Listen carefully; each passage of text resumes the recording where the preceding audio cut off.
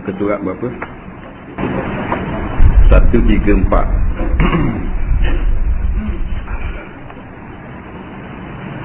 Qala al-mu'allif rahimahullahu ta'ala wa nafa'ana wa iyyakum bi'ulumihi fid dharain amin ya rabbal alamin. Kata pengarang rahimahullahu ta'ala, kedudukan sembahyang. Kita sambung bab sembahyang. Minggu lepas kita dengar tentang kelebihan ataupun kedudukan fadilat sembahyang. Sekarang kita dengar pula kedudukan sembahyang. Ya, ini taraf dia ataupun pangkat dia. Secara umumnya sembahyang merupakan ibadah badaniyah yang dilakukan oleh anggota badan yang paling afdal. Dia ibadah ni ada ibadah yang bangsa tubuh badan, dia panggil ibadah badaniyah. Ini badan waktu dia tubuh badan. Ada ibadah dengan kita gunakan harta, dia panggil ibadah maliyah, guna harta tu. Hak jenis tubuh badan ni hak paling afdal, yang hak lebih sekali ialah sembahyang lah. Seorang sahabat bertanya kepada Rasulullah sallallahu alaihi wasallam, apakah amalan yang paling afdal? Afdal makna paling lebih. Jawab Rasulullah sallallahu alaihi wasallam, sembahyang. Dia bertanya lagi, kemudian apa? Baginda menjawab, sembahyang. Dia bertanya lagi, kemudian apa? Baginda menjawab, sembahyang. 3 kali tanya, 3 kali jawab, sembahyang lah ibadah yang paling lebih sekali. Kerana itulah disebut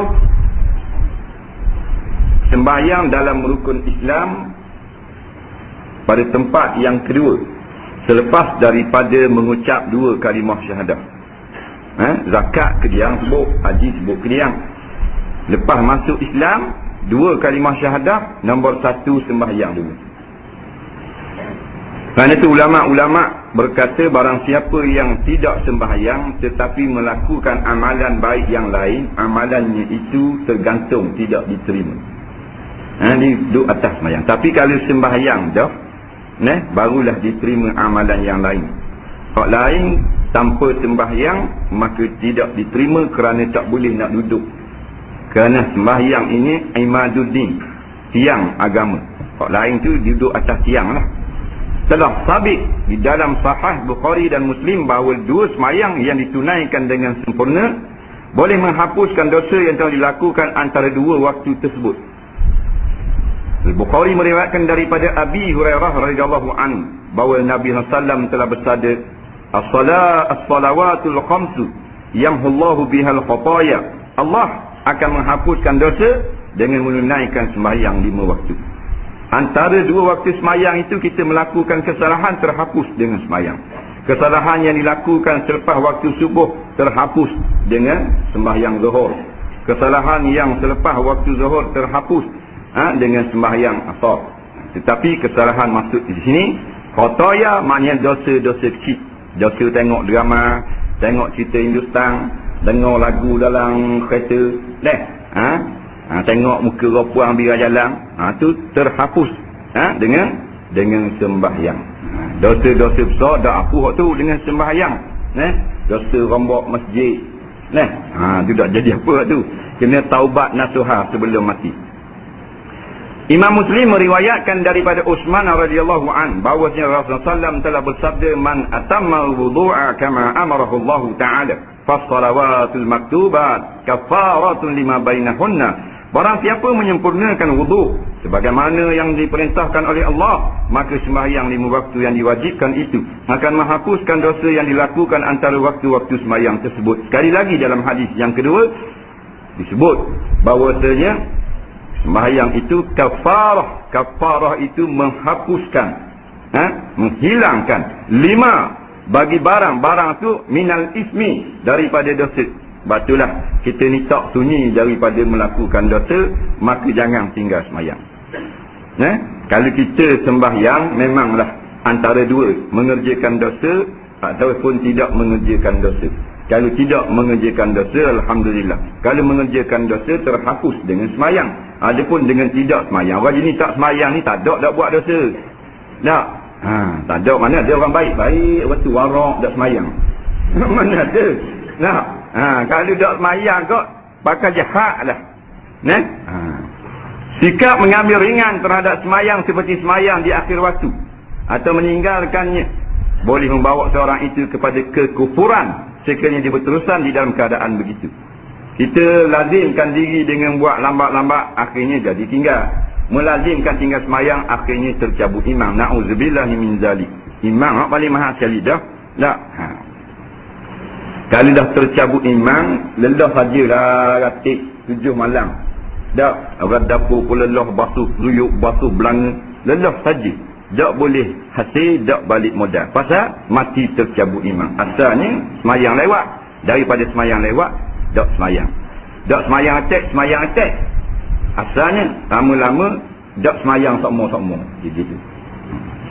Pukul 4 semayang zuhur. Pukul 4. Nak 6.30 semayang asar. 7 suku baca kunut subuh. Nah, sokmo-sokmo dah. Nak. Tidak ada kekuatan imam. Tidak ada rasa kasih kepada semayang dan tidak ada takwa di dalam hati. Lewat diterima, tapi lewat doa lalu tak mensabahlah. Kunang tengah semayang asar. Semayang asar masuk waktu pukul 4. Suku katakan boleh, kita ada 3 ada masalah, kita semayang pukul 5 suku. Tak. Tapi kalau 6 suku tu melambat-lambatkan sampai kepada waktu yang tak molek, waktu yang makruh. Hak jamuk terus ada. Pas pada salam semayang zuhur orang bangsa. Nah, dia pun akad takbir semayang zuhur pula. Beres. Nampak? Oleh itu semayang merupakan makanan yang pertama kepada iman mana yang telah anda ketahui. Makanan jasad, roti, nasi, kayu kamak. Nah, makanan roh kita iaitulah iman kita semayang lah. Dah kalau dah pergi makan, lapar. Kuru-kering iman. Jangan buat tak kisah. Tak apa belaka. Sekarang banyak telah meresapi orang Islam ni budaya tak kisah. Budaya tak kisah tak. Kalau orang buat maksiat tak kisah. Orang tidak menutup aurat tak kisah. Orang lombok surga tak kisah. Tak kisah semua. Orang buat mari Jackie Chan pun tak kisah. Tak kisah belaka. Ini budaya ni teruk. Akhirnya anak jadi bosnya, jadi apa, tak kisah. Tak kisah. Dulu ujung kampung je. Buat balik Puan malam. Riak Hak ni cari kayu, hak ni cari belatang, hak ni cari golok rumah ni. Dia ni sebelah rumah ni. Rumah sebelah tak ada kisah. Jaga ni kita tanya apa tak ada.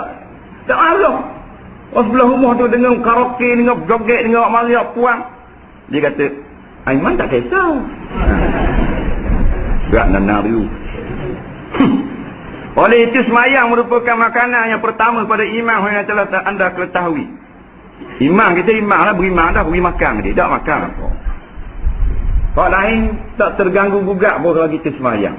Siapa tak sedang semayang kerana kerja, kerana berjual, kerana meeting, kerana macam-macam. Imam Ahmad meriwayatkan daripada Umi Aiman, bahawa Rasulullah SAW telah bersabda, jangan kamu meninggalkan semayang dengan sengaja. Semuanya barang siapa meninggalkan semayang dengan sengaja, maka tanggungjawab penjagaan Allah Rasulnya terlepas daripadanya. Lepas daripada penjagaan Allah Subhanahu Wa Taala. Kita ni berhajat pada penjagaan Allah. Kita boleh jaga diri kita sendiri, tapi setakat benda yang kita boleh jaga. Ada benda yang kita berharap kepada Allah jaga kita. Sebab itulah kembali kepada Allah, kita sedar Allah saja yang boleh mengawal kita 24 jam sehari daripada segala kebinasaan pada jasad ataupun pada rohani. Kalau kita nak pergi jalan jauh kau, maknanya penjagaan hak luar ni, hak zahir ni bolehlah kita buat. Isi angin tayar, tengok lampu berik, isi minyak enjin, minyak penuh. Biar molek belakang kereta berjalan. Lampu merah berhenti, lampu kuning berjaga-jaga, lampu hijau jalan, lampu biru tak ada. Double line jangan potong, kuning jangan parking. Tapi bila Allah Ta'ala tidak melihara kita, Orang belah nung tak ada kena-mena. Lori balok. Molek-molek ada lori minyak. Serik siapa kat kita, tayar dipancit. Kum. Kita beralih dah. Bukan kata wisi kena nak panas. Buka cermin ni. Buat tangan gini. Hang nak panas. Tapi lek nung. Mari. Kum. 5 sekeluarga terbunuh. Nak. Dirempuh lori minyak. Tayar bocor. Ni nak balik pada Allah ni. Tu kita boleh jaga. Beralih. Nak. Orang lain pula langgar kita. Maksudnya. Maknanya bila kita meninggalkan semayang, penjagaan tu tak ada. Maknanya kalau anda nak jadi apa pun, nasib mung lah. Pandai jaga, dia molek, susah. Imam Ahmad meriwayatkan hadis yang sama daripada Muaz bin Jabal radhiyallahu an seperti hadis yang tersebut tadi. Kemudian hukum orang yang meninggalkan sembahyang. Orang yang meninggalkan sembahyang adalah disebabkan rasa malas dan mengambil mudah dengannya, atau kerana ingkar kepadanya, atau kerana memandang keciringan terhadapnya. Tak, sembahyang ni 2 kategori, 2 jenis manusia. Yang pertama kerana malas. Yang kedua kerana dia kata tak wajib. Itu saja. Yang pertama kerana malas. Kerana malas, kerana buat sibuk, kerana buat mudah-mudah. Layang ke cari makan, tinggal semayang. Kalau kita tanya semayang wajib tak? Wajib lah. Nak orang mengaku. Allah. Dia mengaku semayang tu wajib. Tu dia panggil tinggal kerana malas. Dia panggil. Kerana main dan sebagainya. Yang kedua, tinggal kerana dia tidak wajib semayang. Ada ke orang Islam ni? Ni ada orang sesat. Ilmu nukil. Dia tidak ada orang semayang. Semayang tu lelah saja. Dia surah masjid tu. Dia tidak tu. Semayang dulu tu peringkat bawah. Martabak rendah. Sampai martabak aku lagi tak payah dah rokok sejuk. Jadi hak siap-siap malas mayang nak ngaji selalu lah. Dah ada jualannya kitab. Nak ngaji selalu. Malas mayang dah jumpa tu guru dak mayang sejuk pula. Tak. Jadi dia kata kita tanya dia dah semayang-semayang tu dak nyanyi ke dia lelah saja rokok sejuk. Dia tidak. Tu kena semayang, wajib semayang lagi tu. Tak. Pasal tu martabak rendah. Sampai martabak sebenar-benar mengenal diri terperi. Tak. Hilang diri, nampak Allah, ada Allah, hilang diri, kita dah ayah semayang. Kita pada pening dah budak-budak. Dah ayah semayang, dah wajib semayang. Itu bukan martabak, martabak. Nak duduk atas kuali api neraka lagi. Orang yang meninggalkan semayang kerana mengingkari kewajipannya, dia kata tak wajib. Dia orang Islam. Kalau orang kafir tak masuk sini ni orang Islam, mengaku Islam, nama Islam. Maknanya kalau letak nama dia dalam surat beranak, dalam IC, dalam meseng, dalam surat-surat rasmi nama ni orang Islam, maka dia mengaku Islam lah. Dia kata tak wajib. Atau mempersenda-sendakannya. Mempersenda-senda. Dia dah kata tak wajib tapi mempersendakan semayang. Dia semayang buat umur semayang. Mau boleh masuk surga. Mu masuk surga, mu ingat aku attack dalam neraka. Dia wagu dia kita. Ni kafir.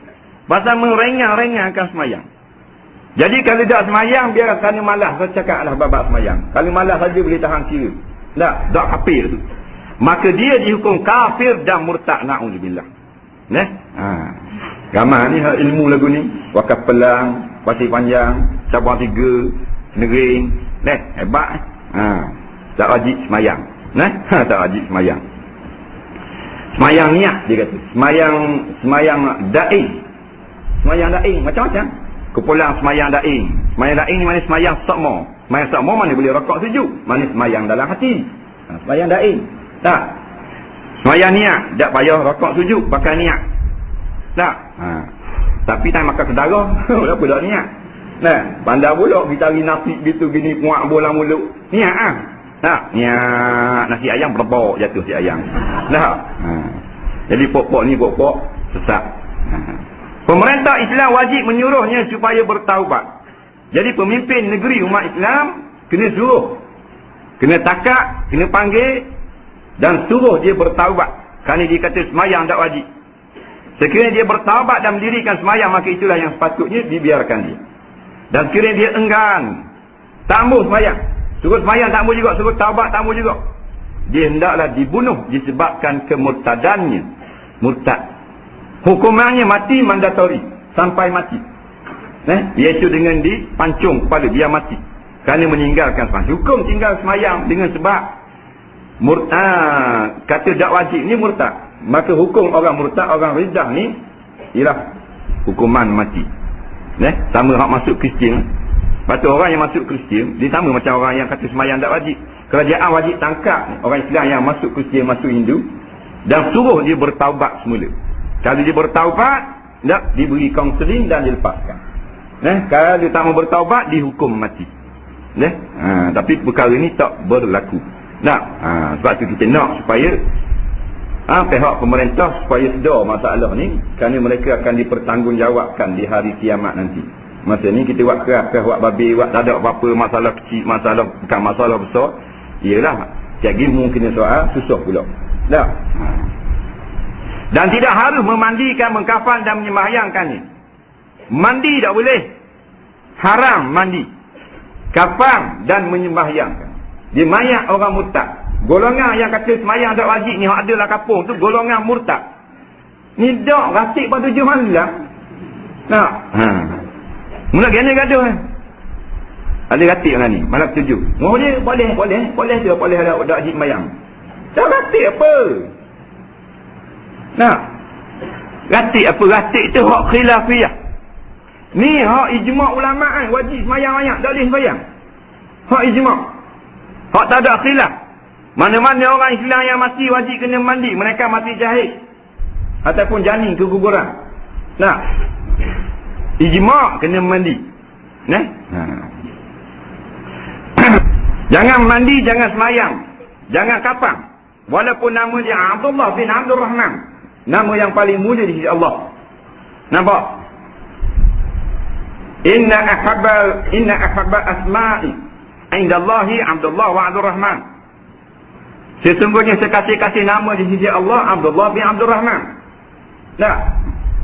Nama Abdullah bin Abdul Rahman, tapi dia ni menganut fahaman tak wajib semayang. Tak boleh semayang mayat dia.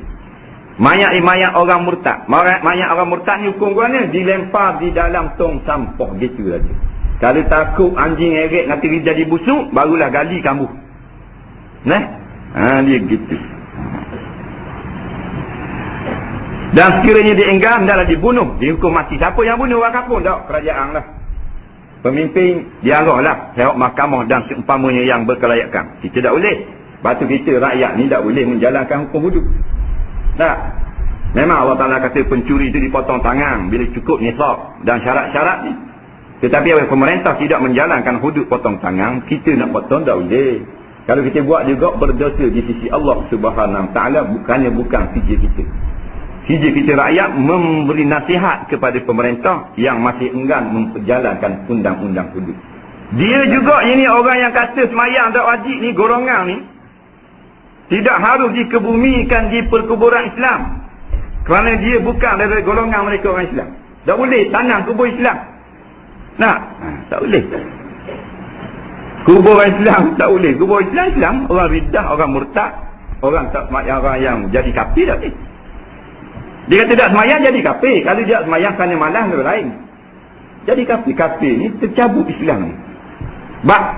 Wajib dengan Al-Quran dan Sunnah. Dia kata tak wajib, mana dia ekal Quran, ekal Sunnah. Ekal Quran, ekal Sunnah ni kufur lah. Nampak? Sekiranya seorang meninggalkan semayang kerana malas, ni dah ramal lah ni. Pak tadi dah ramal pokok ni. Ni ramal, tinggal semayang tapi kerana malas. Biasanya anak-anak muda kita lah, duk orang motosikal, radik duk tengok kat orang nyanyi, radik main bola, futsal macam-macam lah, radik tak semayang kerana malas. Dan dia masih berantikad bahawa semayang itu wajib, tapi dia kata semayang wajib, dia je malas tak buat. Ni biasa anak-anak muda kita. Maka menjadi tanggungjawab pemerintah untuk memerintahnya supaya mengqada semula semayang yang telah ditinggalkan dan bertaubat daripada dosa meninggalkan semayang. Wajib atas pihak berkuasa mengadakan satu pasukan untuk tangkap budak-budak yang tak mau semayang ini kerana malas dan nasihat suruh semayang. Jadi sebenarnya tangkap orang ni bukan saja orang orang mana melakukan maksiat, zina dan seumpamanya. Jenis maknanya kendok tengah-tengah malam, bukan itu saja tangkap juga yang tidak sembahyang. Jadi sudah main bola boleh dia referee tiu. Orang pun banggari dak dah mayang so. Tak, pasal apa? Pasal bola tak di pukul 4. Dah asal lagi. Tak, maka takat naik lagi lah ke main bola. Dah apa pula ni? Dah semayang. Naik. Dah lepi naik juga. Tak. Pasal dah semayang. Dah nak buat apa tu? Nasihat. Tak. Nasihat lah. Nasihat. Semayang lah gini. Main bola juga. Tak. Siapa bersokan tak semayang, tak boleh. Dia mana besar sokan dengan Allah Ta'ala. Semayang ni sembah Allah. Tak. Sokan ni makhluk dah kalau main sokan tu, kalau main kalau katakan siapa tinggal semayang tengah garik, dah takkan nak gerbik. Nah, tengah berlawan badminton. Dah sambung masa pula, tambah masa. Daripada kopak siapa ke garik, tambah masa pula panjang. Nah, umpamanya. Tak semayang. Lepas tu kata mana? Ada orang kata tak apa, demi menaikkan nama negara. Ada juga gitu. Dia kata tak apa meninggalkan solat, nak menaikkan nama negara. Masa Adam Malik berenang selat Inggeris itu, orang pertikai tinggal semayang, 3 waktu semayang tinggal. Kau nampak terang lah. Tak? Jadi ada seorang jawab, dia kata tak apa, kerana nak menaikkan nama negara, mengharumkan nama negara, boleh tinggal semayang. Mazhab baru pula tu. Tak? Mazhab baru pula ni, mazhab kapal layar belaka ni. Tak boleh. Boleh tinggal semayang ni perkara darurah sahaja. Darurah ni melibatkan nyawa atau kecederaan dan seumpamanya, boleh tinggal semayang. Boleh. Contohnya orang jatuh dalam sungai. Tak? Dia pandai berenang, maka ulama kata dia wajib terjun selamat. Tiba-tiba sebelum dia lepak tu, sudah semayang asar lagi ni. Tak? Tengah jam ni maghrib. Maka nak semayang asar dulu ke berenang? Kalau berenang ambil tolong orang, habis asar.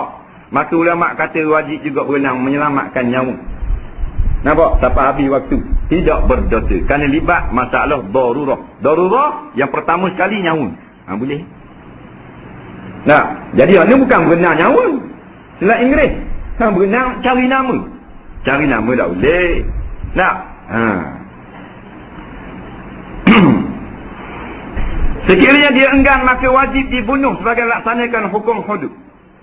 Orang yang tinggal semayang, tak mau semayang juga, ditangkap oleh pemerintah. Tak. Suruh semayang, tak mau semayang, padahal dia kata semayang tu wajib. Dia tinggal sana, malah kena cuak, kena main, kena sokang, kena galak. Tak mau juga semayang, maka barulah dijatuhkan hukuman hudud, iaitu mati. Hudud, mencuri, potong tangan. Hudud, berzina, rotang atau rejam. Hudud, tinggal semayang, hukuman mati. Nak? Dah hak tukar takak tak semayang dah. Nak buat kau ni. Nak? Tukar takak pun tak semayang juga, jadi payah. Nah, jadi kalau benda ni tidak diberi penekanan, macam mana kita nak mengaku kita sebagai sebuah negara Islam? Negara Islam, negara yang menjaga keimanan. Tak? Para rakyatnya. Jangan beri rosok. Di antara rosok iman ni dengan meninggalkan semayang. Jika ada satu akta, tak? Denda tak semayang, denda dan sebagainya. Tak semayang Jumaat, 1,500 kalau dapat takat. Semayang 5 waktu, 500 riyal kalau takat. Boleh tahan kira. Tak? Tak watang pala lagi pun, tak hukum mati lagi pun pasal baru nak perkenalkan hudud. Tak? Buat cara berperingkat ni tak ada.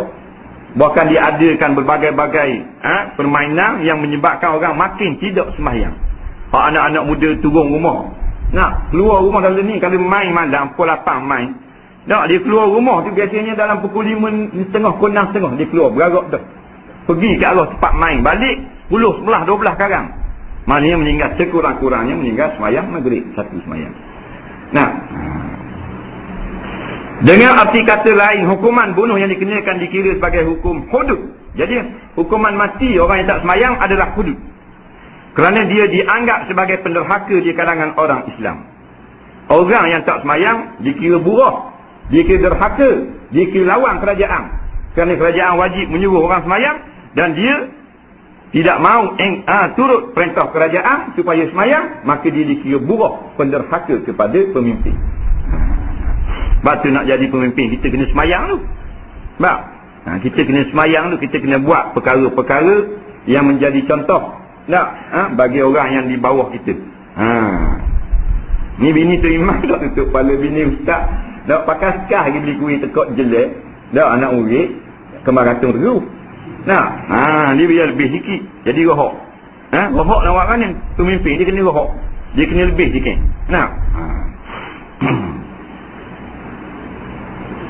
Sekarang ni tukang apa? Tukang Asia. Tak, Doha 2006. Kalau semayang alhamdulillah. Ada semayang tak jadi Doha dah. Dosa 2006.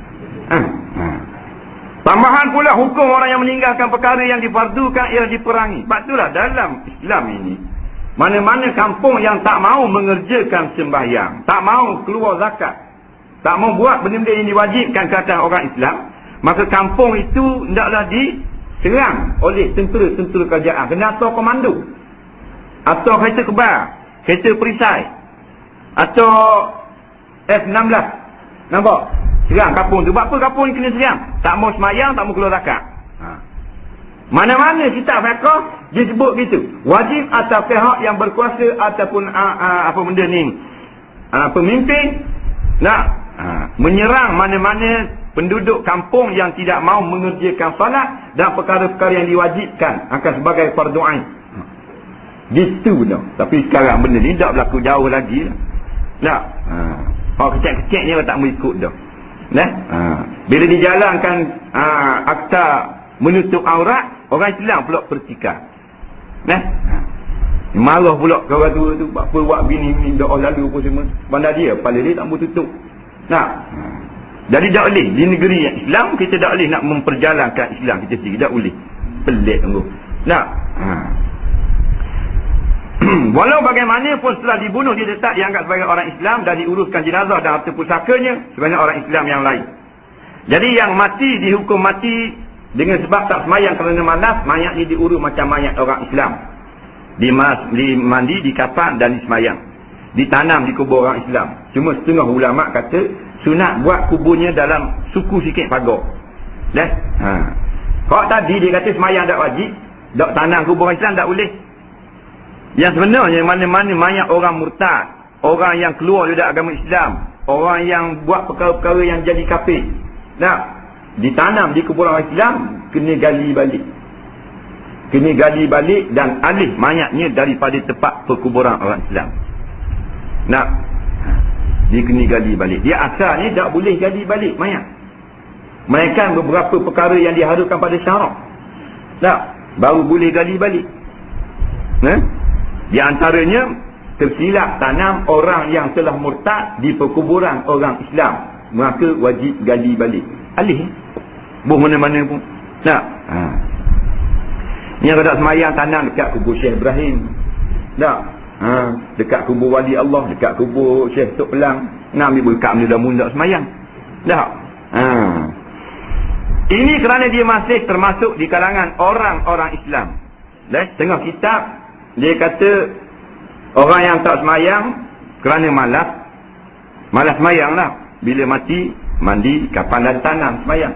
Tapi di tubuh kubur itu kena buat dalam kawasan suku. Dan sunat ditulis inilah perkuburan orang-orang yang tidak sembahyang. Bila buat lagu tu, orang yang lain macam dia jadi insaf. Tujuannya bukan nak hina dia, tapi memberi kesedaran bagi orang yang semacam dia. Sebab itulah menghukum mati, memotong tangan bukan saja untuk penjenayah, tetapi yang sebenarnya untuk masyarakat yang ramai. Yang baki lagi yang masih takut masih ada dalam hati mereka ingin melakukan jenayah. Itu tujuannya. Baca orang baca talqin, faedah yang paling besar orang hak adil atas kubur. Orang hak dalam kubur tu, kalau Tuhan izin bolehlah dia dengar. Kalau Tuhan tak izin tak dengar apa-apa. Tapi faedah yang paling besar orang yang hadir memberi tazkirah tentang kematian. Bila dengar berasa takut, berasa insaf, tak jadi nak ambil nombor ekor balik lagi. Ni tukang gali kubur, masa nak betul mayat tu jatuh nombor ekor. Hak tukang gali perkara betul. Padahal kalau kita bahas salah nak simpan mayat, nak gali tak apa. Gali tak apa, orang tak berkat tak apa gali. Masalah nak simpan mayat, nak betul mayat, nak paling mayat, nak pelonggar tali apa semua. Kalau kaki nombor ekor, kaki tak semayang, naik atas. Suruh dia naik. Dia tak mau naik, kambuh dia. Ni pasal ayah kita ni mayat jenazah. Ayah aku ni, pok aku, tok ki aku, adik-beradik aku ni naik. So babi ingat. Tak, dia naik, suruh naik. Jangan beri jamuh mayat.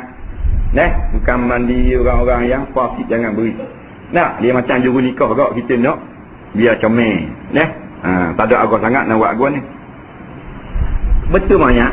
Orang-orang pasir dia pubuh pak. Jatuh sampai ekor. Boleh ada orang duduk dalam lubang tu tak serik lagi. Boleh ada.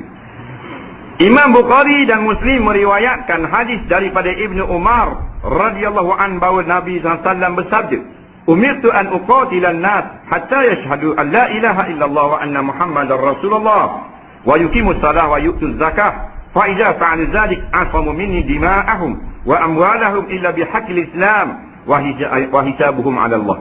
Aku diperintahkan supaya memerangi manusia hingga mereka mengakui bahawa tiada Tuhan yang wajib disembah melainkan Allah. Dan Nabi Muhammad itu pesuruh Allah dan mereka mendirikan semayang serta mengeluarkan zakat.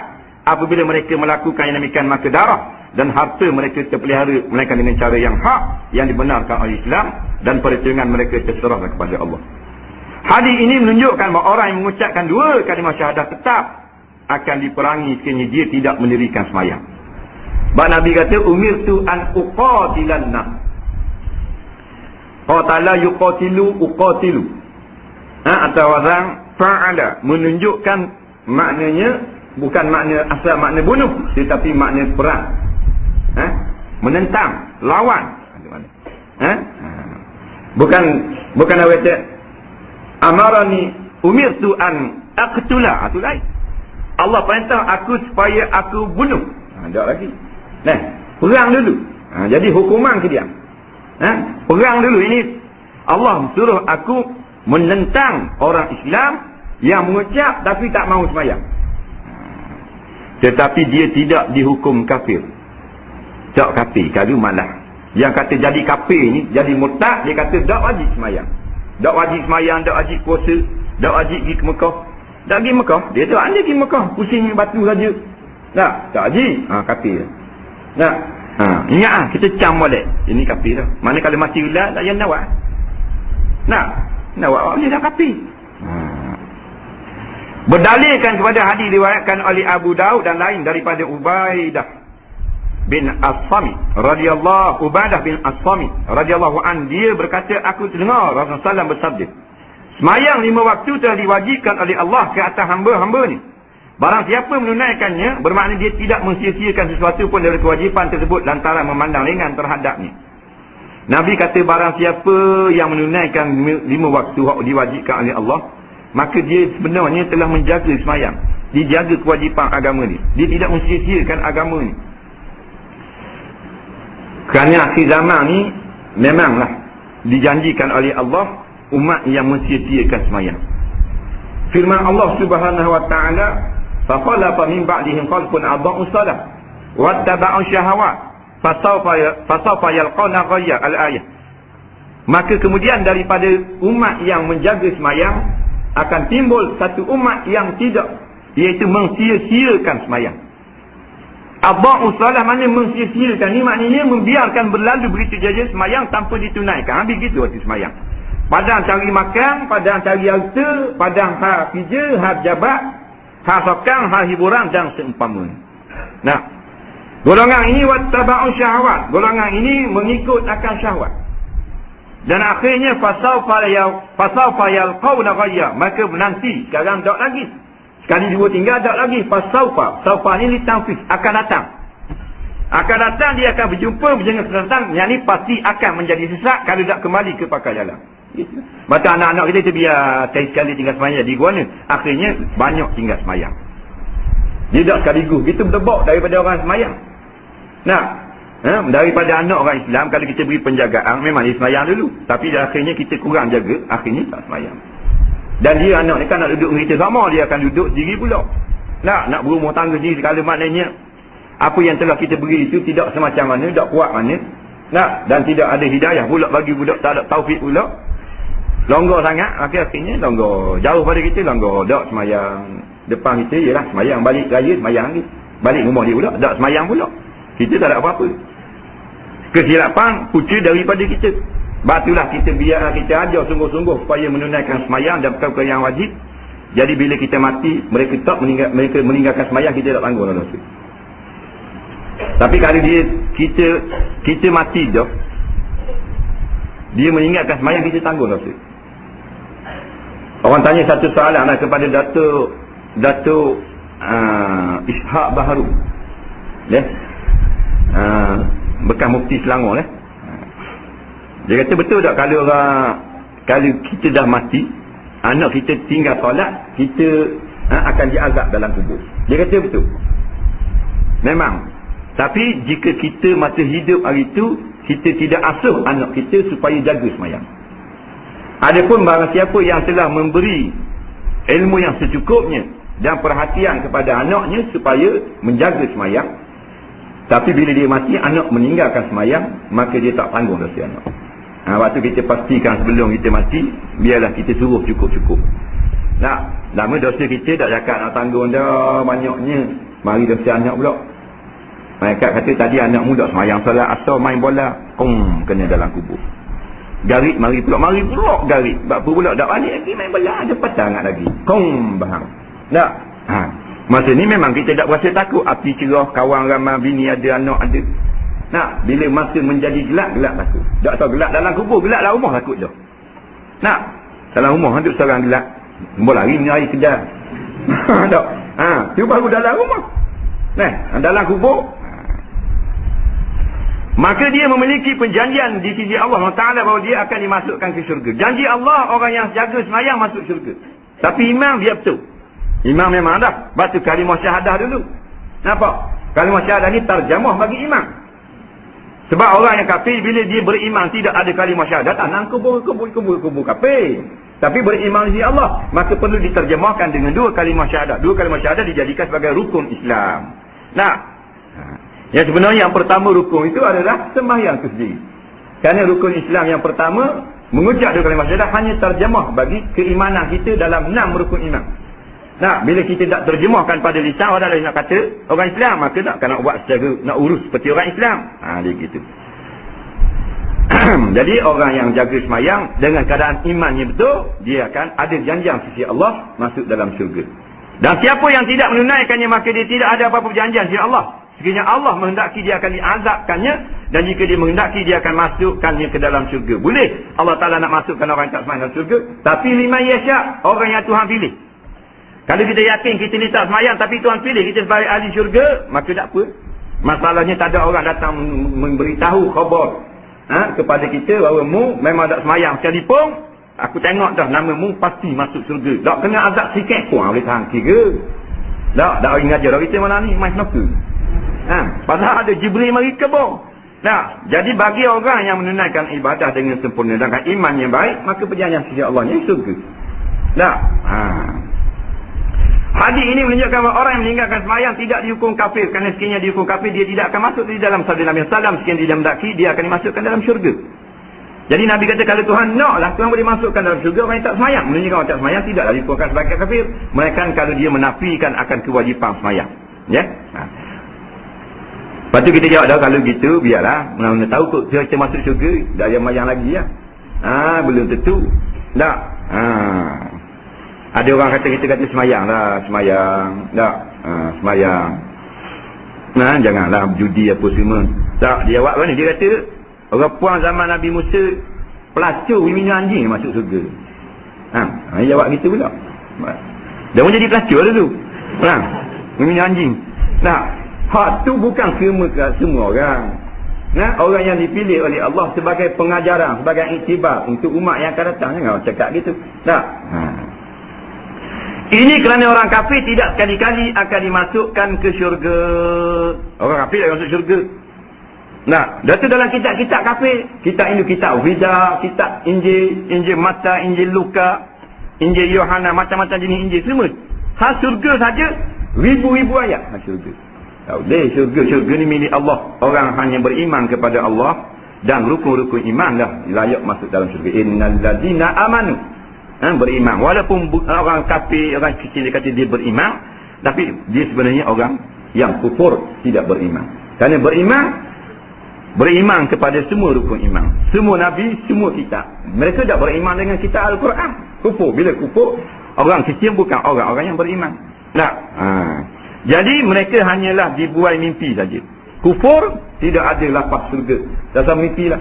Nah, Hindu lagi pula. Dah kalau ada kitab Injil diturunkan kepada Rasulullah, iaitu Nabi Isa alaihi salam. Nah, masih lagi kafir. Dah kalau Hindu, hak semua lembu tu. Lembu berok pering-pering jirat Tuhan kata. Kera tu dikata Tuhan kau, kera Tuhan. Tikus dia kau, Tuhan tikus. Nah, habis Tuhan dia. Lagi pula tak boleh masuk syurga. Nah, syurga untuk orang yang beriman. Innal ladzina amanu wa 'amilus solihati lahum jannatun tajri min tahtihal anhar. Tak, orang-orang yang beriman dan beramal soleh, iaitu sembahyang. Nah, sembahyang, berzakat, menutup aurat, nah, dan seumpamanya. Bagi mereka ini jannatin, jannatun, iaitu syurga-syurga yang mengalir di bawahnya sungai yang deras. Nah, mereka kekal di dalam syurga. Kalau orang kafir, api neraka. Innal ladzina kafaru wa kazzabu bi ayatina ulaika ashabun nar. Sesungguhnya orang-orang kafir, Hindu MCA, Cina MIT, Buddha, Kristian, mereka ini mendustakan ayat-ayat Allah, iaitu mendustakan Nabi Muhammad sallallahu alaihi wasallam.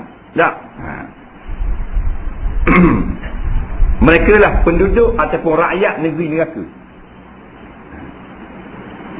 Nah, dengan ini hadis dapat diseragamkan dengan dalil-dalil sebenarnya. Jadi ulama menghimpunkan hadis. Nah, jadi natijahnya orang yang meninggalkan sembahyang, kalau dia kata tak wajib, jadi kafir, na'udzubillah. Bila dia jadi kafir, maka tak boleh dah menjadi wali nikah bagi anak. Pasal apa tak jadi wali nikah? Pasal ayah kata sembahyang tak wajib. Kalau kata sembahyang wajib, tak boleh jadi wali nikah juga. Dia tinggal kerana malas je, kerana fasik. Nah,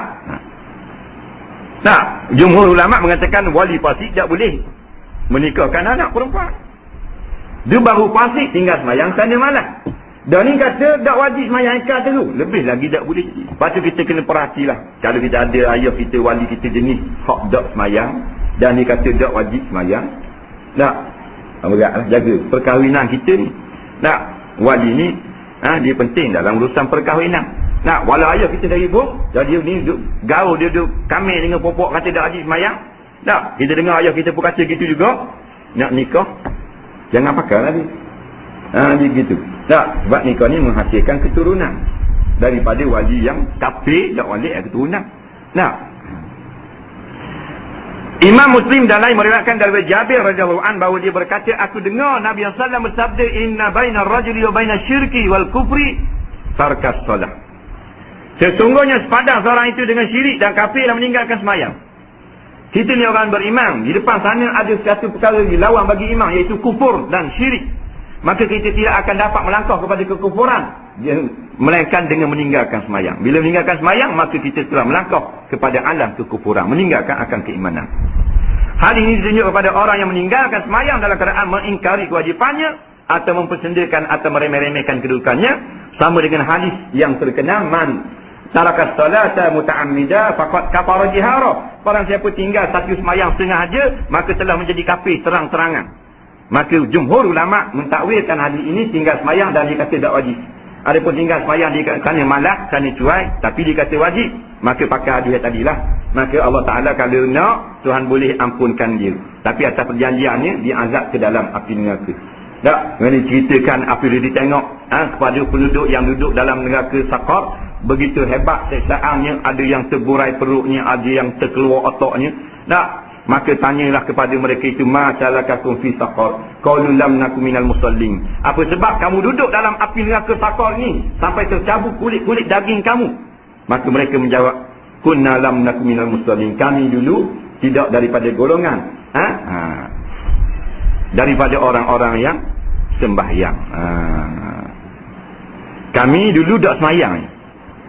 Tak sembahyang saja. Jadi kalau orang kata tak sembahyang, dari kata jahat. Tak, dia tak sembahyang baik tak? Dari kata jahat, mungkin baik tak? Tak betul. Kerana dengan apa? Dengan satu dosa tak semayang saja duduk dalam neraka sakot dah. Neraka sakot ni bukan untuk orang lain. Mana orang jahat? Jadi tak betul kata orang tak semayang tu jahat. Orang tak semayang memang garanti jahat. Sebab semayang ni sembah kepada Allah Subhanahu Wa Taala. Tak boleh sembah Allah, tak boleh sembah pencipta jahat lah. Nah, kalau curi jahat dah, tapi semayang baik pada tak semayang. Nah, kerana curi ni dia sembah Allah, tapi dia ambil hak orang. Ni tak curi, baik sangat, hormat orang tua. Tengok orang tua pergi serang, Assalamualaikum, tapi dia tak semayang. Tak, baik apa lagi tu? Tak semayang adalah jinayah yang paling besar, sehingga dikenakan hukuman yang lebih dahsyat daripada pencuri dan penzina. Itulah dihukum mati mandaturi, sama ada pada sisi mazhab Syafi'i, Maliki, Hanafi maupun Hambali. Wallahu Subhanahu Wa Taala a'lam. Ada beberapa soalan. Saya nak tanya pasal sanding. Ada lagi bab sanding.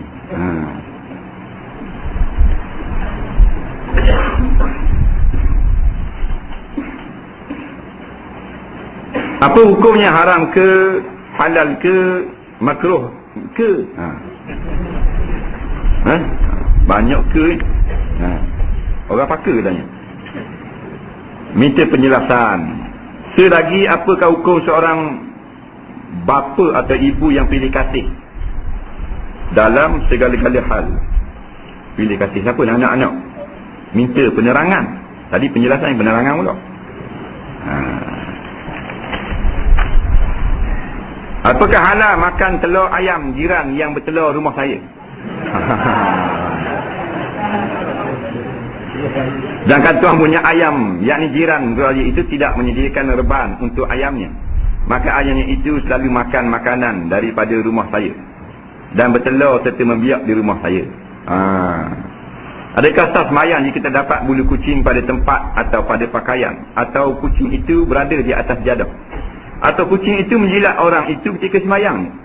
Kerana pada logiknya keadaan kucing biasanya menjilat bulunya atau membersih najis secara menjilat, maka terdapat najis pada badannya itu. Adakah ianya dikira sebagai menanggung najis? Yang ketiga, bagaimana kaifiat sembahyang seorang yang selalu keluar air mazi pada waktu pagi? Haji Mat tanya. Apa hukumnya memakan ketam nipah? Terhadap binatang ini dapat hidup lama di atas daratan. Tidakkah ia boleh dikategorikan sebagai binatang dua alam? Lepas tu stroke JKK. JKK. JKK sungguh. Aku nak dengar. Ini boleh. Apa hukum beri makanan yang menggemukkan haiwan sebelum dijual? Gemuk dulu baru jual. Kedua, jika meninggalkan tempat kerja setelah selesai semua kerja-kerja padahal belum masuk waktu pulang, apa hukumnya? Ni ramai. Hukum mencari pencuri melalui bomo. Rohok ni. Jika seorang kanak-kanak menyusu dengan perempuan yang masih dara, pulak dah. Haji Mak dah tanya ni. Saya jawi molek kat ni. Tetapi ada mempunyai susu dengan cara makan ubat. Makan ubat tu beri susu. Pelik-pelik ni. Adakah jadi anak itu mahram?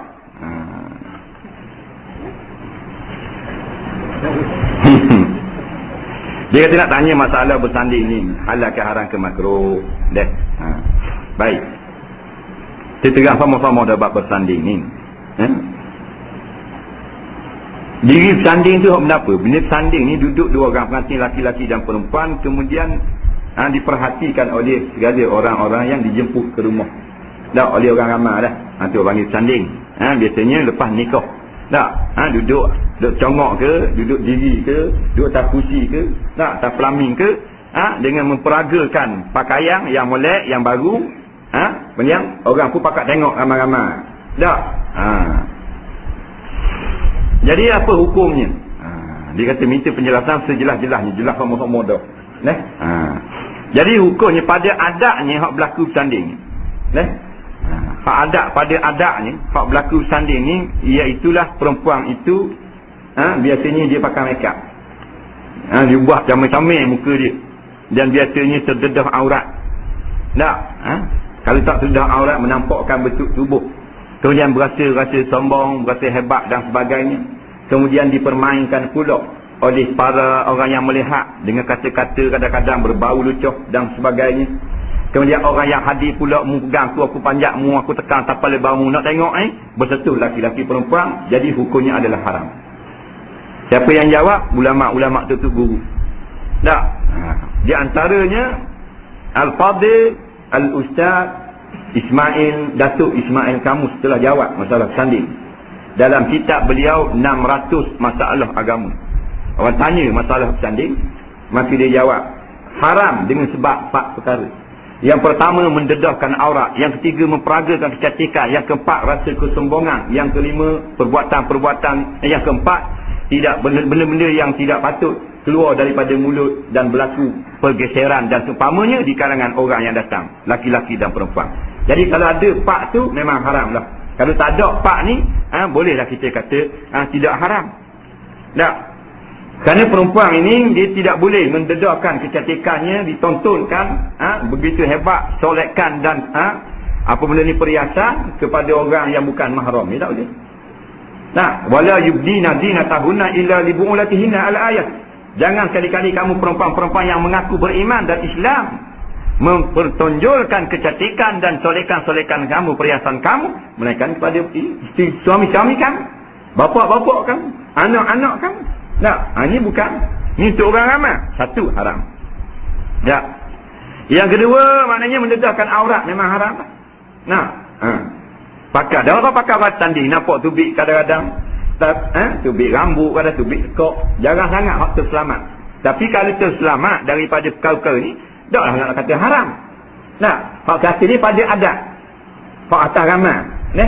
Biasanya haram. Nah, belah beha pula, siapa kat beha ni belah. Hak jenis pegang ekor pula baju gaung ikut orang Kristian. Gaung panjang, 2 orang budak pula sekolah tadika ambil pegang ekor. Nak bergerak ni, takut.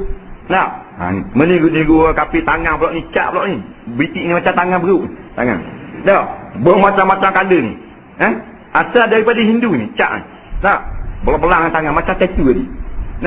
Ini bukan budaya Islam ini. Berinai yang diharuskan untuk pengantin ni berinai pada jari, bukan pada tubuh badan, pada jari. Kerana dia raja sehari, biarlah sekejap. Kemudian maknanya kata-kata orang pula mempersendakan pengantin jadi satu perkara bodoh pula. Jadi gugur maruah. Kemudian orang mari tengok pula, bila depan tu puan dak mari belakang nak tengok, takkan ada tu pegang kepala baru. Berkenal-kenalan pula, tepuh wani mu gacet aku gacet mu. Kalau nak tengok kita saling kita pula, Allah Rabbi sambangnya hari tu. Hebat sangat aku ni. Macam-macam benda yang tidak munasabah. Jadi kalau tak ada benda-benda lagu tu, maka tak boleh nak kata haram. Walaupun 3 hari duduk tak pernah minta turun, tak boleh kata haram. Umpamanya dia pakai lawa tapi tunjuk pada mahram. Orang yang tak haram pandang perempuan tu, mahram kan tak boleh nikah dengan dia. Yang tengok ni pak dara dia, pak dia, ayah dia, toki dia, tok nyang dia, tok nyuk dia, adik-beradik dia, adik-beradik semak sepak, pak lain, mak lain. Apa benda lagi anak saudara belah abang, anak saudara belah kakak. Sepupu harap keluar lah pasal saya nak bersanding. Boleh tangkil. Pasal apa sepupu al-maut, Nabi kata. Tak boleh sepupu. Sah nikah. Tu bit luar. Kemudian tidak ada kesombongan dalam hati. Jadi bila dalam tu mahram belaka, tepuk-tepuk tak masalah. Bila mahram ni orang puang, boleh nampak rambut. Boleh nampak rambut dah mahram. Pak dara kita boleh nampak rambut kita tak? Boleh kalau nikah. Toki kita boleh tengok rambut kita. Tak ada masalah tak?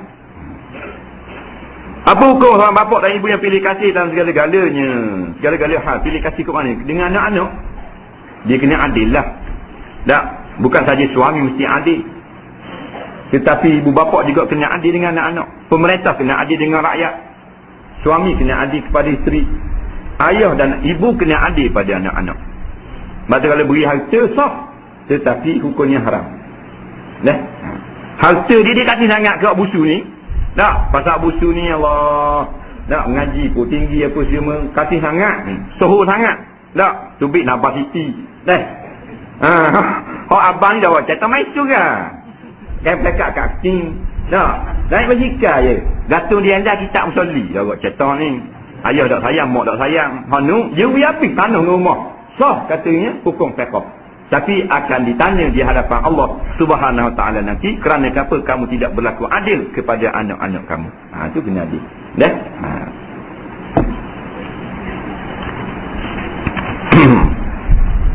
Dia kata halal tak makan telur ayam jirang. Jirang ni dia bela ayam pandai tapi kurun tak pandai. Nak? Telur rumah dia. Dia kira nak makan telur je. Nak? Ni mesti orang gagah. Apa nak makan dengan ayam? Susah sangat tak? Makan telur tak selesai masalah, makan ayam selesai masalah. Nah? Jadi kalau ayam orang, telur rumah kita tak boleh makan telur. Tak? Tak boleh makan telur. Mereka kita tanya dia dulu. Ni ayam ni ambil lah. Tak? Pasal apa duduk telur rumah kita, makan rumah kita, susah kita. Tak? Kalau tak mau ambil pun, kalau telur lah, bazir kita boleh makan telur. Dia tak ambil lah, makan lah. Tak?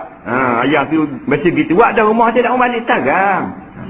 Ada kat sini pandai cakap je lah, tak ada guk bersutih harang guk. Tak? Jadi kalau kata gitu pun hatilah kita makan. Tak? Jadi untuk ikhtiarnya, jangan makan lah. Walaupun dia makan makanan rumah kita. Asalnya bila kita beli ayam, kita wajib beri nafkah pada ayam. Nafkah ayam ni padi lah. Kena beri air, kena buat rumah dia.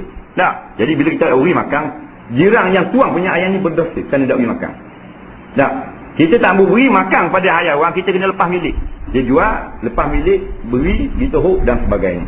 Bila kita memiliki hayawan, kita wajib nafkah. Makan, minum dan tempat tinggal. Kita beli lembu. Kita milik lembu tu. Ataupun kita saka. Pok kita mati, tak ada tinggal lagi, tinggal lembu 2 ekor. Kita milik. Bila kita milik, asal pok kita hidup, mati tu wajib beri makan, kita pula wajib. Kita nak lepas kewajipan tu, kita kena lepas milik. Tak, jadi lepas milik baru kita tak wajib. Jadi masalah ni sekarang ni, jiran tak ada hak dah. Dia tak ada beli dia kira. Hak masalahnya ni. Hak rumah telur ni. Tak. Walhasilnya dia ambil dengan ayam, ambil dengan telur-telur, tak, beri pulang balik. Tak. Dan beritahu kepada tuang dia. Dah. Sebab kita nak makan tak sedap juga. Jangan makan lah. Jangan makan. Kalau nak makan sangat, bayar kepada tuang dia.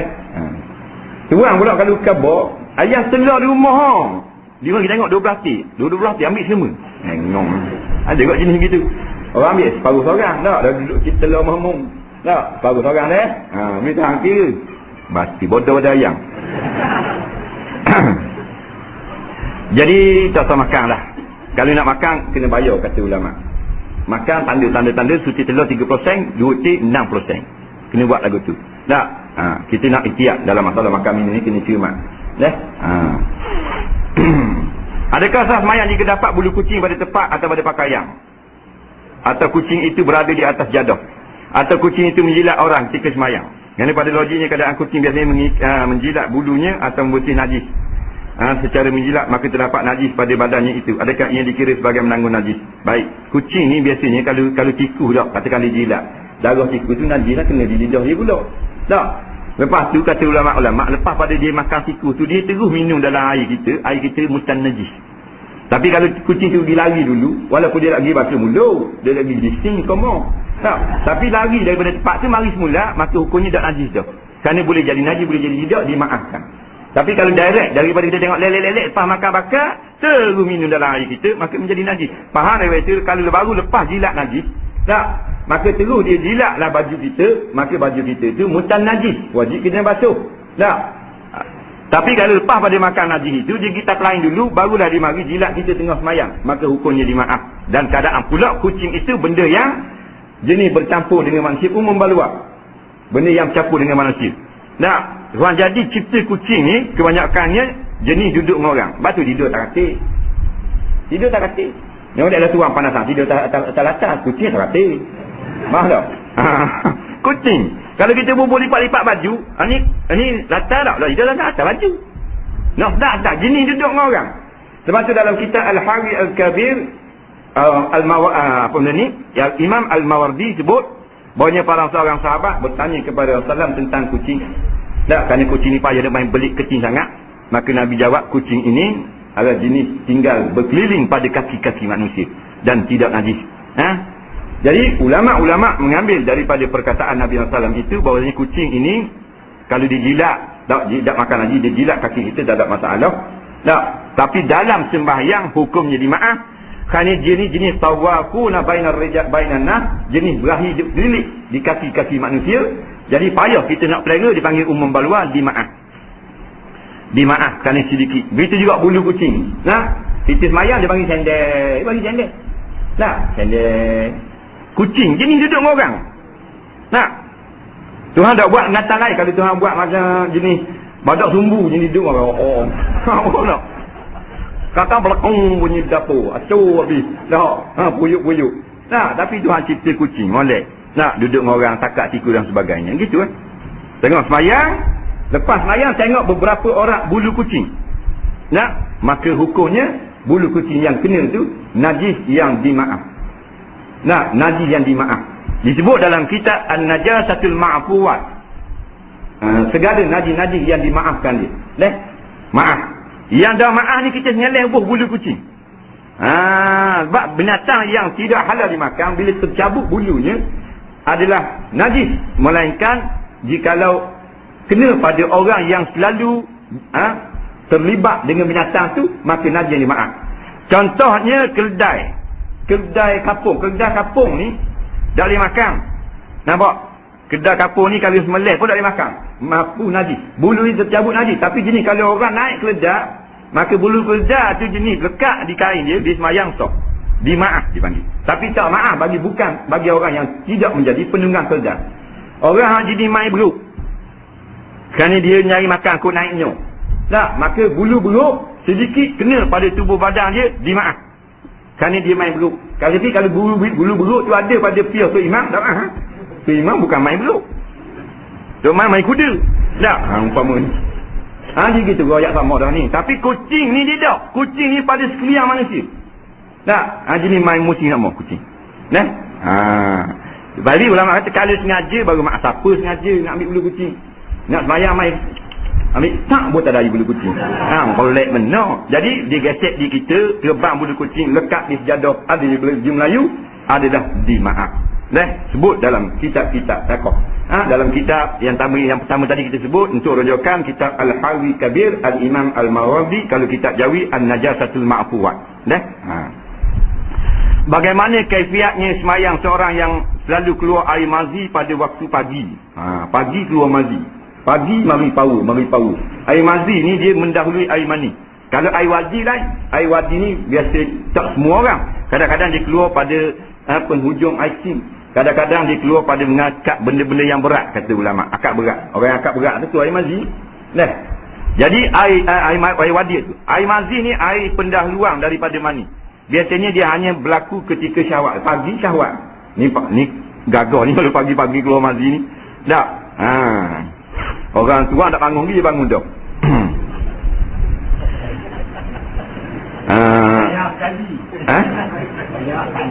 Baik, bila keluar air mazi pada waktu pagi, nak semayang lagu mana ni? Semayang subuh. Basuh lah. Wajib basuh. Basuh lah. Bila basuh, dia hukumnya najis. Najis, basuh macam air. Basuh.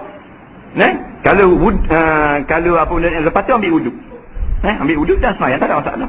Masalahnya kalau mazi ni tak berhenti. Masalah. Mazi ni tak berhenti. Ada orang dedah air kecil. Air kecil ni tak berhenti. Tu kena buku, kena baru. Tak berhenti. Mazi tu, kalau mazi tak berhenti, debik sama. Minyak selendang. Maka kena basuh, kena ikat. Kena tudung. Buah anda dah. Buah plastar, buah apa. Bubuh kapas, bubuh kain dah. Kemudian, bubuh plastar, jangan beri banyak sangat keluar. Akad takbir, keluar juga. Dimaaf. Pasal apa? Dibalakan dengan penyakit, biasa keluar mazi. Tapi kalau ada masa baginya tak keluar mazi untuk melulukan semayang, maka kata ulama, hendaklah ditunggu pada masa tersebut. Umpamanya dia dalam masa semayang, dalam waktu semayang, katakan waktu asar, katakan ada masa 3 jam. Dia hanya keluar mazi 2 jam je keluar. Sejam tak ada, maka tunggu sejam tu di semayang. Tanpa perlu ikat apa-apa, basuh semayang macam biasa. Hak kata kena ikat apa ni, jenis keluar sama sepanjang waktu semayang. Tu ikat sama. Tak. Ya. Mani dengan mazi tak kenal lagi. Mazi ni dia muqaddimatus syahwat. berasa seronok dah. Kaya tengok awet. Itu bit mazi. Tak? Mani ni dia lain. Mani ni dia keruh. Mazi ni dia cair. Kalau jenis warna lah, warna cair. Cair. Tak? Warna dia warna cair. Warna dia putih, look sinar. Mani dia keruh. Mazi ni dia nyeleh gitu. Tak? Mani ni dia memancuk. Tak? Dia deras. Mani ni dia bau macam ke apa benda ni, tepung yang dia uli, tepung di sana tu, buang air uli, bau macam mani bau. Tak? Dia begitu.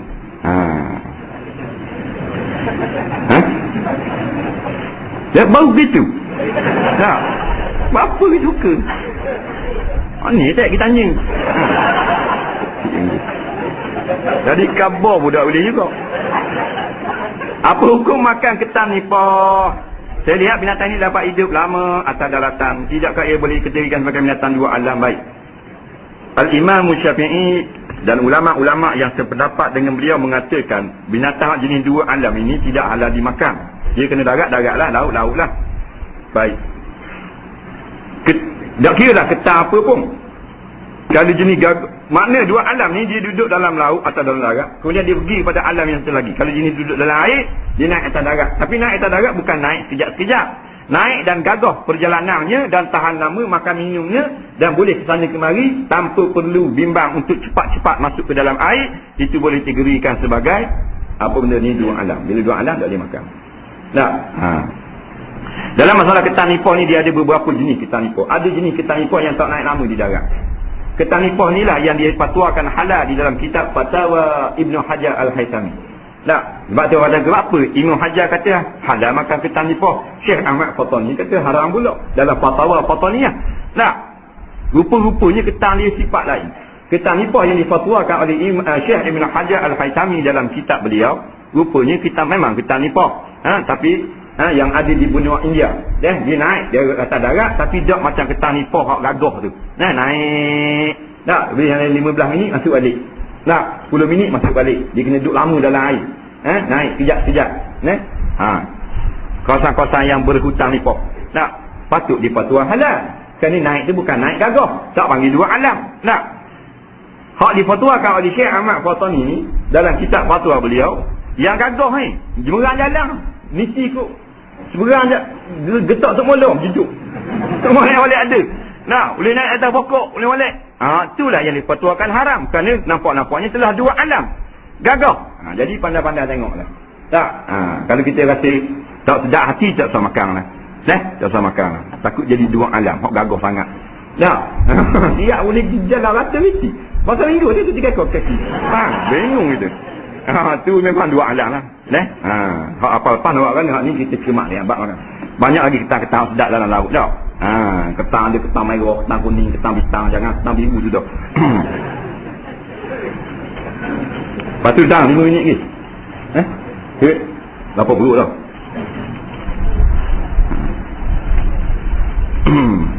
Apa hukum beri makanan yang menggemukkan haiwan sebelum dijual? Lembu kan ni, jadi nak jual tak, nak rebang lah ni, dia makan main banyak-banyak, gemuk, orang tengok gemuk, beli. Tak, apa hukum? Boleh tak? Tak kena nipu? Takut tanya nipu tak? Apa hukum beri makanan yang menggemukkan haiwan sebelum dijual? Belum nak jual tu, dia makan banyak-banyak. Masa jauh lagi, tarikh nak jual tu, makan tak macam mana? Tak, dekat nak jual dah, 2 bulan sebelum nak musim rebang ni, dia pun makan banyak. Makan banyak pagi, petang, lek, toding, macam-macam makan. Tak? Gemuk lah haiwan tu, kau pun beli bayar harga gemuk kan. Jadi hukumnya adalah harus halal. Hukumnya adalah halal. Hukumnya halal. Ulama-ulama kata kalau diberi makan itu menyebabkan jadi kecederaan, jadi rosak daging, maka tidak harus. Tapi kalau jadi gemuk seperti biasa, maka hukumnya adalah harus. Tak ada masalah. Sebab gemuk, orang bayar harga gemuk. Dia gemuk bukan tiup angin. Dia beri makan. Mereka dia pang. Dah, acak mana bagi tengok lembu, malam ni dia pang. Apa lembu masuk angin. Orang tengok besar. 2003. Esok. Pasal nak semelek, orang tekan mama tu beri angin. Tu lain. Ni beri makan tu. Dia pun gemuk. Orang beli harga, bayar harga daging. Tak kira daging dia jadi daripada meh ke jadi apa. Kan tidak ada penipuan. Jika meninggalkan tempat kerja setelah selesai semua kerja-kerja, padahal belum masuk waktu pulang, apa hukumnya? Ini adalah pejabat ni. Kerja habis dah, balik rumah. Tapi waktu kerja dah habis lagi. Umpamanya kalau keluar kerja pukul 5, dia kopak balik dah. Tapi memang habis dah segala kerja. Tak? Kau ni boleh ke tak? Dia gini, dia dah nak jawab terus. Dia tengok keadaan. Yang pertama, kalau dia terikat dengan waktu, maka kena tunggu habis waktu. Sekali pun habis kerja, wajib sekali pun duduk saja. Kena tinggalkan tempat kerja setelah masuk waktu pulang. Walaupun selesai kerja, kerana dia ada terikat dengan waktu. Gajinya dibayar mengikut waktu. Tapi kalau gaji bukan mengikut waktu, mengikut kerja lain. Habis kerja semua orang. Lepas tu orang kalau tukang bayar gaji hari lain. Gaji hari ni maknanya kena sampai hari kerja. Sekali semua dah pakai gaji hari juga. Nawak situ. Gitu juga pekerja-pekerja kerajaan, swasta dan seumpamanya. Kalau jenis dibayar mengikut hari, ikut gaji hari, maka dia ada waktu untuk harinya itu pukul 5. Maka walaupun tidak ada sebarang kerja, dah selesai belaka, dah beres. Bukan kata hari ni hak esok you buat dah. Selesai juga hak esok. Tak boleh balik juga. Melainkan mendapat keizinan daripada majikan. Batulah pada awalnya kena jumpa majikan. Majikan cakap dengan majikan, pada hari-hari kita susah habis dah, boleh balik tak boh? Kalau susah batu beres lagi kerja. Majikan kata kalau susah tak apa, awak balik, sipang masa aku boleh balik. Tu lain. Pasal majikan dia berhak.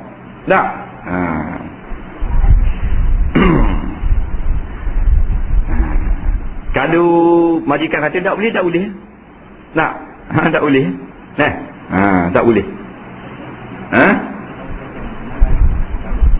Majikan awak teseng. Lepas tu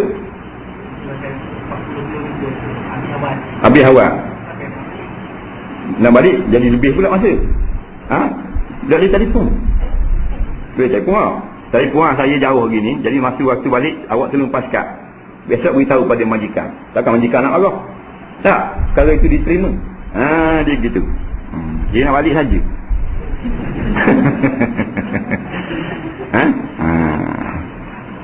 Hukum mencari pencuri melalui bomoh.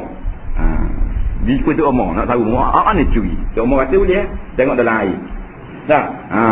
Hak jenis boleh tahu gini orang ni gini berlaku esok ni, hukumnya haram lah. Jumpa tu omong boleh, tapi dengan jangan dengan jalan teka lagu tu. Tuduh korang sudah satu menurut fitnah kan. Dahsyat daripada membunuh lagi. Lepas tu boleh tahu pula benda gaib. Nak tengok boleh.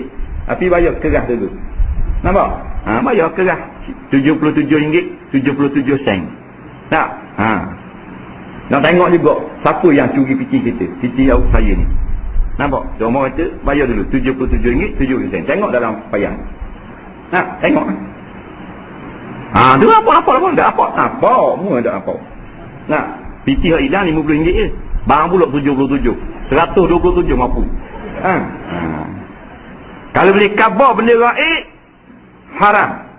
Nabi SAW bersabda, man ataka hinan fasaddaqa bima qala faqad kazzaba bima unzila ala Muhammadin SAW atau kama qala. Barang siapa mendatangi tok bomo yang boleh khabar barang gaib, kemudian dipercaya pula, boleh tahu benda tak berlaku lagi, maka dia telah mendustakan Quran yang diturunkan kepada Nabi Muhammad. Ini berat. Tak? Jika seorang kanak-kanak menyusu dengan perempuan yang masih dara, tapi ada maunya susu dengan cara makan obat, adakah jadi anak itu mahram? Biasa anak dara ni tak ada susu tau, tapi dia makan obat ni. Bila ni canggih-canggih tau, makan obat ni reka obat boleh jadi keluar susu. Asalnya susu ni dia kena beranak. Kena ada suami dan melahirkan anak baru ada susu. Tak ada suami, tak ada susu. Tapi zaman canggih tak dikira tau. Boleh buat bayi tabung uji, bayi macam-macam pasing. Tempat luar ni popular dah bayi tabung uji. Bayi tabung uji, bayi dalam makmal. Tempat kita ni tak popular. Kita popular bayi di umbinya panggil. Faham? Beranak zina teruk situ. Baik kat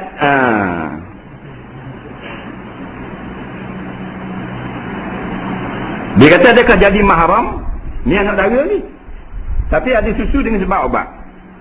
Makan obat keluar susu. Budak ni ngopek. Ulama-ulama dalam masalah radha'ah ini tidak mensyaratkan bahawasanya perempuan itu mestilah mempunyai suami. Yang kedua, perempuan itu tidak disyaratkan pernah dijima. Maknanya ibu susu ni tak syarat. Ghaliknya dia pernah dijima dan mempunyai suami lah. Maknanya melahirkan anak, ada susu. Tuhan buat. Tak. Tapi tidak menjadi syarat. Inilah pandangan jumhur ulama. Perkara ini, masalah ini disebut di dalam kitab Al-Ahkam Al-Mufassil fi Ahkamil Mar'ah. Karangan Al-Fadhil Dr. Abdul Karim Zaidan. Seorang ulama Baghdad. Dia buat tesis dalam bab radha'ah. Dia kata ulama-ulama, jumhur ulama tidak mensyaratkan keadaan ibu yang susu itu mesti mempunyai suami atau pernah dijima. Jadi faham daripada jawapan ulama-ulama tu, ni anak dara lagi dan ada susu, kemudian menyusu budak tu dengan dia pula mengikut syarat-syarat radha'ah, syarat menyusu, jadi mahram. Apa dia syarat menyusu? Yang pertamanya mestilah lebih sampai kepada sekurang-kurangnya 5 kali menyusu. Kalau 4 kali tak jadi mahram. 4 kali ngopek aja tak jadi mahram. Syarat 5, 6 dan ke atas. Syarat yang kedua, budak ini masih belum cukup 2 tahun. Kalau dia kata tanda ngopek. Tak jadi tu. Orang panggil anak susu tu laki susu. Tak sampai 2 tahun. Tapi kalau hari ni birthday dia, hari jadi dia hari 2 tahun, menyusu tak jadi. Dia nak tak sampai 2 tahun. Umpamanya lepas-lepas dah 4 kali dah menyusu. Hari ni menyusu yang kelima, hari jadi dia yang kedua. Ulang tahun kedua. 2 batang lilin je. Tak boleh. Sebab hak 4 saja dikira. Dia nak 5 kali mengopek sebelum genap 2 tahun. Bila dah genap 2 tahun, tidak dikira. Jadi dah faham daripada tu, budak ni yang mengopek dengan anak dara ada susu ni 5 kali, dan budak ni tak sampai lagi 2 tahun jadi anak susu. Bila jadi anak susu dah boleh kahwin dengan anak dara ni. Ibu susu dia. Anak dara ni. Ibu susu dia. Jadi mahram bagi dia. Wallah subhanahu wa ta'ala a'lam.